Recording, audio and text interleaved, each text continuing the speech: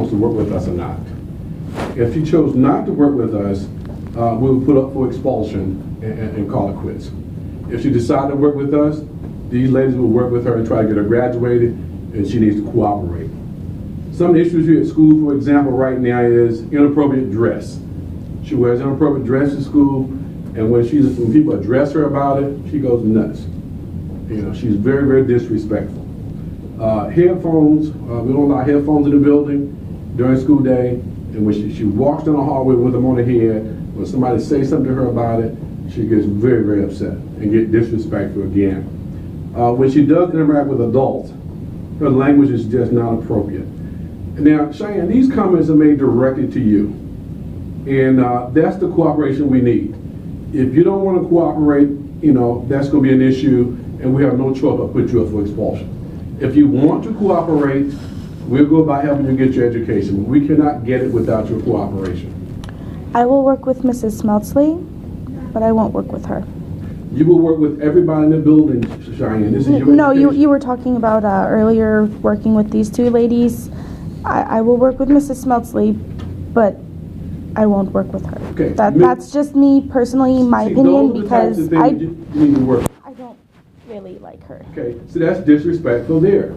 I'm just being honest. Sometimes being honest, brutally honest, is not in your best interest. When you came in my office last time, you were brutally honest. And those things are not in your best interest. It's not in your best interest to come in the principal's office and talk about your vagina. Would you rather me lie? I would rather not say anything, period, because there wasn't need to go there. See, this is the kind of cooperation we're talking about here. Now, what you're going to do, you're going to give me as a building principal the assurance that you're going to work with these adults in this building. What else? I'm going to show you the front door. Sure. So it's on you. I'm going to list the 3 things I expect from you. You tell me whether you can give me or not. Regardless who you're talking to in this building, you need to be respectful. You got to follow the rules in the building, the headphones, and those types of things. And sometimes you need to bite your lip. Adults have to do this all the time. See, what you just said right then was uncalled for. What you said in my office the last day of school was uncalled for. You didn't have to make those statements. So you need to have a better control of your tongue. And Mrs. Smeltz will be working mostly directly with you and the classroom teachers. You got to start doing some homework. You got to start taking your attitude about school completely different. You got to be serious about your education you're going to get out of here. Right now you have 11 credits.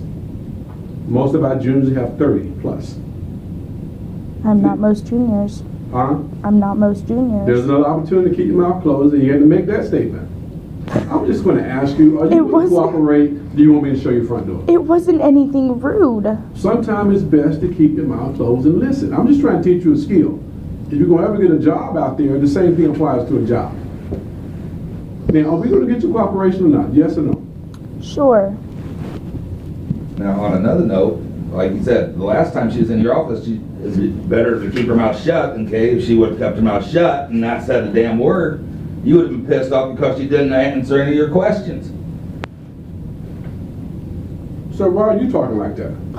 Well, I'm just trying to get my point across. There's no point to get across. That's just who he is. You said if she, last time she was in her office, that she'd been better off to keep her mouth shut. Yes, she would have. If she would have kept her mouth shut and not said one word to you, you would have been pissed off because she didn't say nothing to you. There's an appropriate way to deal with administrators. She's been in school for a long time. She needs to learn how to do that. Okay? Now, I'm not going to argue with you guys this morning. I gave her some expectations, and that's all I want. She do what we ask her to do. She's a student here. If she continued the behavior in the past, she's going out of here because we're not going to tolerate it. Mrs. Smeltsley, what I'd like for you to spend some time with her this morning about where she is academically.